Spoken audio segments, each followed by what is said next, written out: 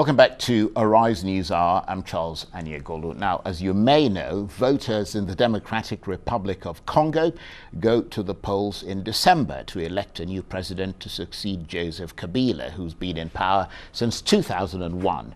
25 candidates have registered to run, but 6 have been excluded by the country's electoral commission, including the latest, Jean-Pierre Bemba, a former warlord and leading contender. He was recently acquitted of war crimes by the International Criminal Court after spending 10 years in prison in The Hague.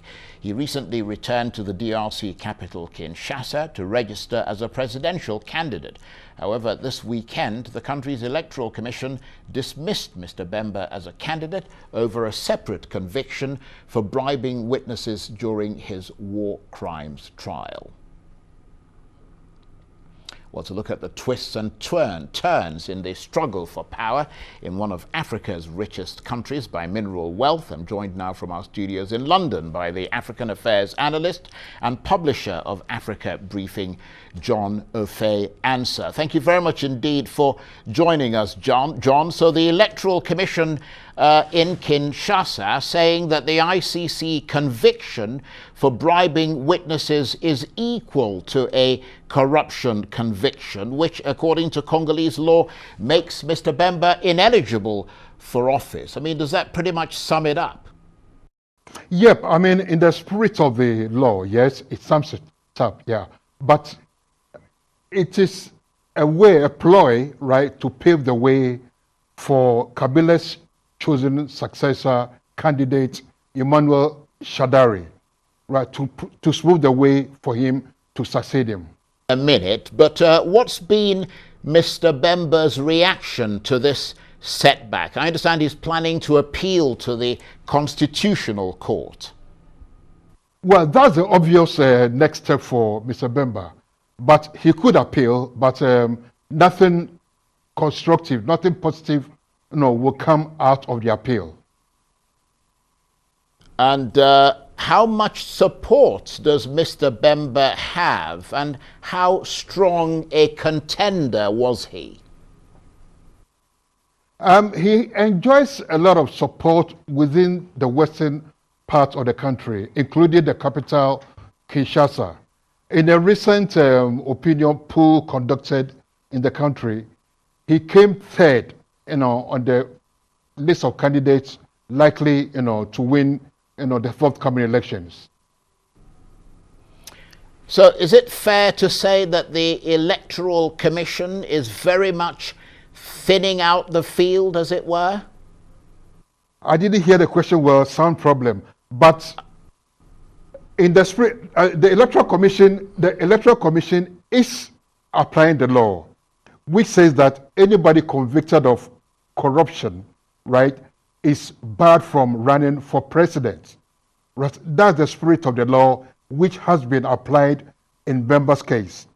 But like I said earlier, it is ostensibly a move, right, to smoothen the path for Kabila's chosen candidate, Emmanuel Shadari.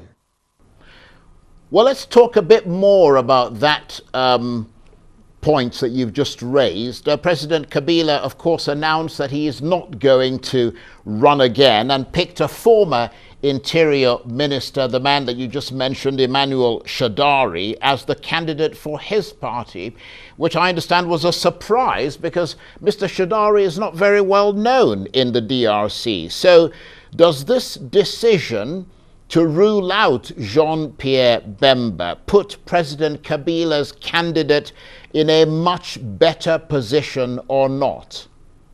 It does put him in a better position. I can give an analogy of what happened in Russia about 10, 15 years ago, where Putin made way for the prime minister to become the president, and 5 years later, Putin ran again, and he's still president now.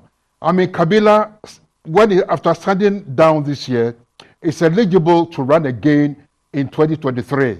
So I believe it's a game of musical chairs being played, to maybe enable Kabila to come back in about 5 years' time. That's a very interesting point you've made, but of course that is that's something that could easily happen in Africa, as you said, as it did in Russia. But given that the two leading opposition figures, Jean-Pierre Bemba and Moise Katumbi, have both been effectively eliminated, is it likely that they will support Felix Tshisekedi, who is the remaining opposition leader still in the running? If they lose their appeal, I believe there are moves for the opposition to form a coalition to present one candidate, to run against Emmanuel Shadari. So I believe that if all the appeals fail, that is the course they will take to present a unified candidate to run against Shadari. And how formidable a challenge can they put up against the ruling party if they come together as a coalition? They will form a strong challenge because, like I said, Pierre Bemba, has a large following, large support in the western part of the country, including the capital Kinshasa. And if all that his support, right, is added to the followers of the other two parties, they will form, I believe they will form a very formidable challenge to Kabila's chosen candidate. And of course, Mr. Kabila, as we said, not running again. I mean, does that mean that he will disappear from the political scene? I suppose you have in some ways answered that question, because I understand that he remains leader of his party and senator for life. I'm not sure he's going to disappear. I mean, I believe that his chosen candidate, Emmanuel Shadari, is going to be his puppet. Kabila might be the puppet master behind the scenes, pulling the strings, right? So, and I also believe that Shadari is going to warm the seat for him for a possible return in 2023. So I don't see Kabila, disappearing beyond the horizon, after these elections. And John, you're a man with an ear to the ground and an eye about Africa. How crucial a moment is this for the DRC? I mean, a country that's never known a peaceful transition of power, and with this election already delayed for 2 years. It is very crucial. Look, since 1960, when DRC gained independence from the Belgium, it has not had any peaceful transition of power.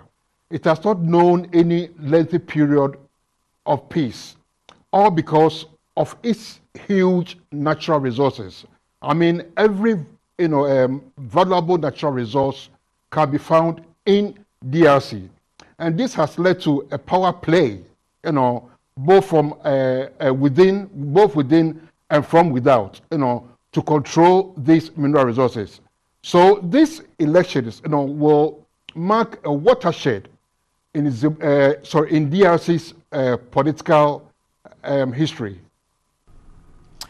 John, we hugely appreciate your take on the developments in the Democratic Republic of Congo.